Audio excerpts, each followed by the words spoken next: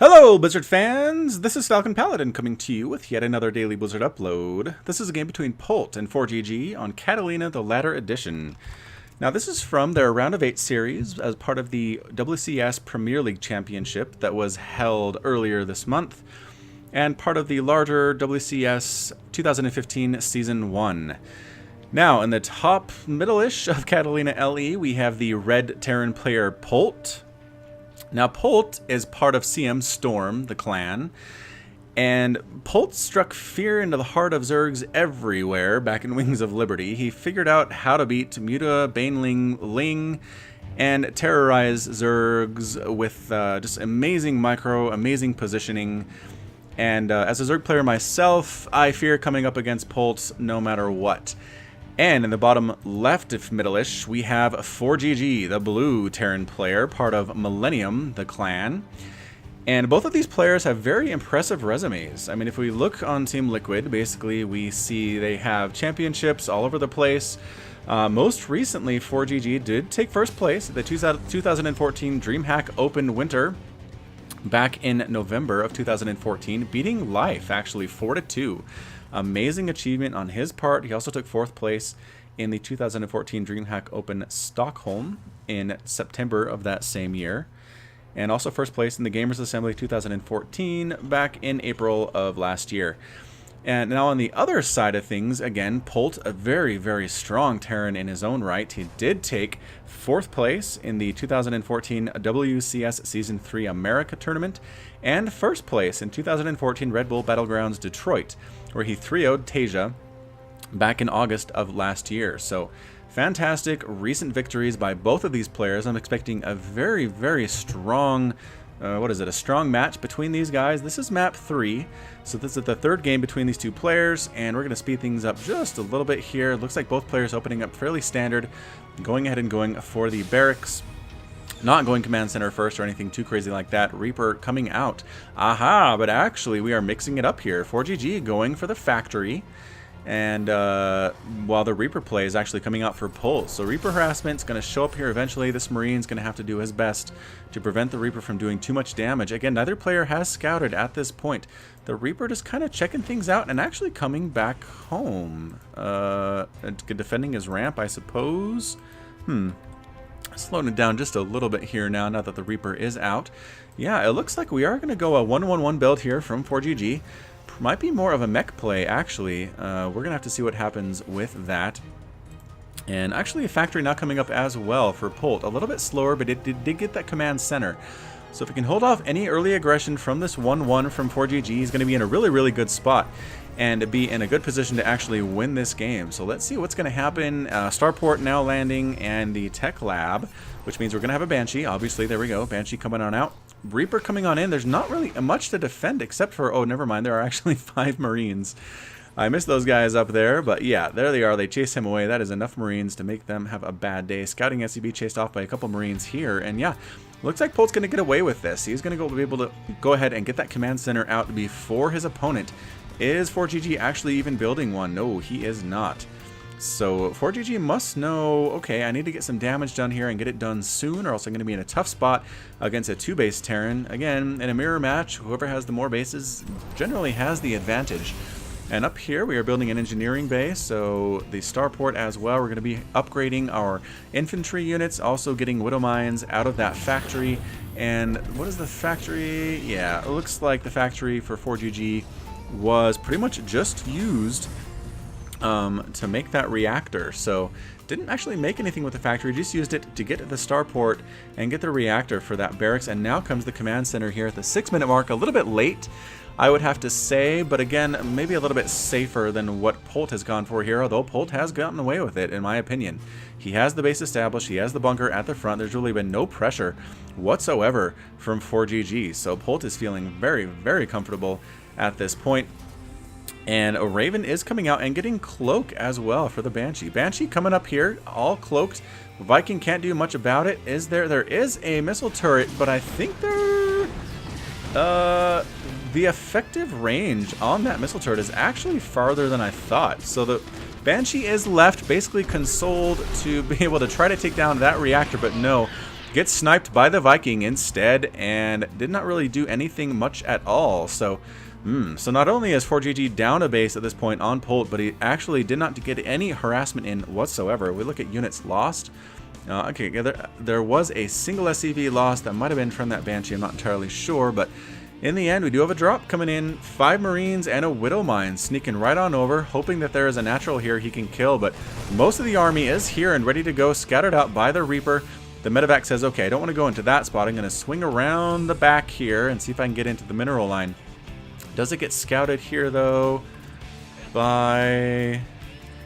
Oh, he does now. Alright, so Widow Mine pops right in here, burrows down, but a huge army comes to respond. Widow Mine hit does kill a single Marine, wounds 3 others of them, and yeah, alright. Fantastic play. I suppose the Raven... Is there the Raven? Yeah, it looks like the Raven did scout out that Widow Mine, so it did get killed. Medevac here, trying to escape, goes clear up into the corner to hide. Very well played there by Polt. And a Viking here as well, ready to take out this Viking in a one-on-one confrontation. 2 Vikings. Actually, are they in range of each other? No, they did not see each other pass. That was super close. A push out here by ForGG, heading right on up to the natural. There is a bunker and a tank. Not much else here, though. This might be a pretty devastating push from ForGG. That 2 siege tanks and a Raven, 3 Vikings, and a bunch of Marines. An interesting 1-1-1 build attack result here. Scans up to see what he is dealing with and says, okay, a single bunker and 2 tanks. I think I can handle this. Sieging the tanks on the low ground, going to work on that bunker. The Viking trying to take down the medevac does actually get it, escapes before the Marines can take it down as well. Tanks doing tons of damage to that bunker. Polt trying to salvage it, and yes, does manage to salvage, gets some of his money back, but his front door is under heavy siege right now. The Raven coming on in and actually does throw down a Hunter Seeker on that tank. And the tank can't exactly run away, so it does get destroyed by the Hunter Seeker. There's now a single tank. 2 tanks are better than 1, obviously. Tank trying to come on in. Yes, the tank does get focused down for Polt. And ForGG runs right up the front here, killing several SCVs. 3 SCVs going down now, taking down the gas as well. A big pickup. Polt's siege tank, sieging on the high ground, though, actually going to be able to snipe off ForGG's tank on the low ground. And yes, it does get destroyed, and these guys have to get pushed back with the tank, with the Marauder, with the landed Vikings, going to be chased all the way home. ForGG did do some damage, though. We got 4 workers destroyed. He is basically still down 46 to 40, however. Tank on the high ground here for ForGG, actually catching the chasing, pursuing units there for Polt. Good positioning there by that Viking. By that siege tank. The Vikings actually pick up and do manage to kind of escort these units all the way back to the left side of the base to where ForGG is. And does ForGG want to go over there is the question. Not really. Marines manage to take down a Viking. It is now a smoldering ruin that will disappear into the ground. There it goes. And both players playing a little bit more cautiously now. We do have Combat Shield and Stim coming up for Polt, and +1 attack, as well as Combat Shield coming for ForGG. So both of these players planning on going pretty heavy with the infantry. They are obviously going to have tanks. A drop picks up with 2 tanks and 8 Marines inside both of those medevacs. So they're going to head on out, try to get some damage, try to get some pressure here on the high ground. Meanwhile, a drop of his own Polt has planned. It looks like we're going to actually cross streams here, or cross paths, and Polt actually going for a 3rd base as well. His economy doing very well. We drop the tanks on their high ground, siege them up. All of these Marines are here. They smash a supply depot immediately. What is the response from Polt going to be? Does he want to go over there or not? I don't know. Dropping 1 tank on the low ground. Just kind of help cover here. Trying to snipe down that factory, yes, before they take too many hits from the siege tanks. Medevacs dropping on in here, though, dropping on the low ground, trying to snipe down this tank, while the units from the right side move in to try to crush this push. All but one of the tanks are dead for ForGG, but one of them is still alive, and a lot of Marines are still here, but no medevacs left. It's going to be difficult for ForGG to deal with this because he can't spot anything with the medevacs. So instead he decides to go ahead and sacrifice these Marines, head up the right side, force cancels there, actually manages to destroy a barracks, comes around the back side. Are they going to manage to take down this engineering bay is the question before they end up dead. And I don't know if that's the focus or not, and it isn't actually. They're trying to kill workers as best they possibly can before they die. And that is it. 2 workers killed. It is 50 to 54 workers now for Polt, and that 3rd base is up and running at this point. He can harvest those minerals at that base. So ForGG playing on his back foot. He needs to be the aggressor here. He needs to get in there. He needs to make sure his upgrades are good. He does not actually have any upgrades at all in his infantry, while Polt is sitting at +1/+1. That's going to be huge. Tanks, no upgrades for Polt. Does ForGG have any upgrades on his tanks? Does he have any tanks is the question. Yes, he does. There we go. And no upgrades on those either. It looks like tanks actually do enough damage as is to infantry. You don't really need to upgrade them. A sensor tower being placed. Very, very useful in TVT to spot when drops are coming. It has a huge effective radius. You can see it here all the way to the outside. Pretty much anywhere a drop is going to come into the main has to fly through that radius, giving Polt extra time to see what is coming his way. Single Marine in the middle here with kind of the squid octopus logo, Hydro logo going on. And he's actually going to live. Nobody's going to come try to kill him. Doom drop coming on in, though, from ForGG. He knows he needs to win here. Dropping, taking down the sensor tower first. It is the closest. Stimming on in, trying to take down that tank. Manages to do so. Good pick up there by the Marines. Stimming forward, trying to take down this factory. Yet another factory of Polt's does go down. Huge bio ball coming on in. Tanks sieging up as well for Polt. Pulling back to the safety of his tank is ForGG.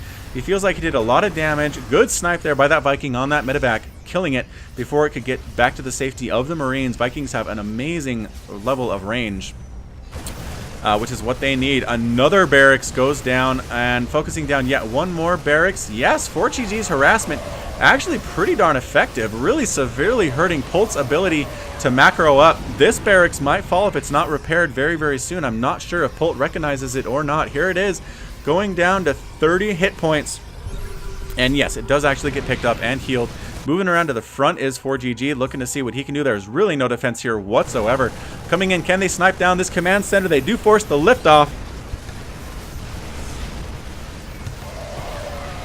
But at the same time, the responding bio units from Polt and the tank at the top force ForGG back. He stims it back on up to kill a single Marine. Tries to sneak on in to take out this factory as well, but no, this tank up top has 7 kills already. It is raining down on fire on the tank for ForGG. It does get picked up though and moved back out of harm's way. So the third base here is actually gone for Polt. It is 2 base to 2 base. It is 117 to 109 supply, 49 to 51 harvesters. It is a very even game at this point, ladies and gentlemen. We are making Marines, we are making tanks, we are getting these upgrades that are needed so desperately in this battle. Combat shield +1/+1 done for ForGG. Combat shield +1/+1 done for Polt. Is he getting more upgrades? He is. They are about finished. A little bit out of time here though. Polt pushes down the ramp. No, that's a great choice. There are 2 siege tanks here ready for that to happen. Constant stream of units coming in for ForGG. I don't think Polt can actually leave his base without basically leaving himself open to a base trade, which is not something he wants to do. Drop coming out for Polt though, and just as I say that, he does it. Medevac coming up to spot the high ground, trying to snipe that gas. Gas is so important in TVT. It basically means you have a hard time getting upgrades, hard time getting tanks. And there it goes. It dies. There's 1 less gas now for Polt. But a drop coming along the left side here for Polt. Trying to sneak on in. There is a single sensor tower, but it's going to be just a little bit too late to spot this drop coming in. It gets constructed and immediately is destroyed. Is there anything here to deal with this? There's a small group of Marines, but no. ForGG says, I'm not going in there. And now he has a single tank stimming up. And yeah, that tank should be enough to actually even out the odds here. Medevac's coming in a little bit too late as well. And no, the tank goes down. So this group is unopposed here, taking down add-ons, taking out production facilities. The tank at the front can't quite unsiege to try to deal with it. Polt is inside the production lines of ForGG. ForGG is forced to retreat to come back, trying to save his production facilities. Polt is in here taking out add-ons, reactors going down left and right. Barracks being destroyed as well. Siege tank, good micro there by ForGG, keeping that siege tank alive. Marines stimming up the ramp, trying to deal with this, but there are medevacs. I don't necessarily see any medevacs at all.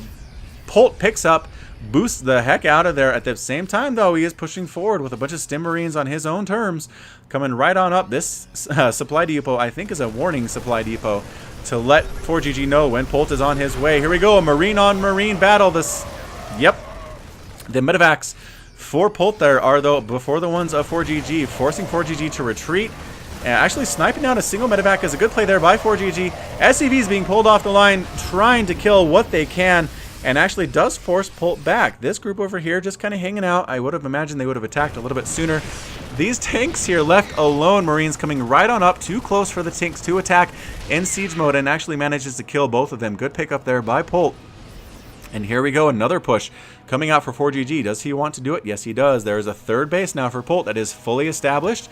It is 18 to 49 harvesters in favor of Polt. ForGG needs to win the game now. He is in so much trouble, but instead, the push comes from Polt from the bottom side. ForGG is not recognizing that. He forces the liftoff on the command center. Can he kill it before it can escape? That is the question. It is all the way down to a single bar of health, and yes, it explodes before it can escape.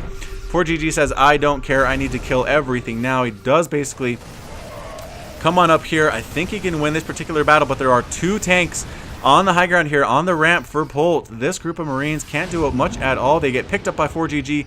They're going to head back home trying to save their base. I don't know if this is the right decision or not, just because, again, the harvester disparity is so huge. Final tank does get sniped down here at the base. So many workers dying, 16, 17, 18 workers dying here for Polt, 11 dying for ForGG. It is an SCV massacre at this point. There is a single SCV left for ForGG.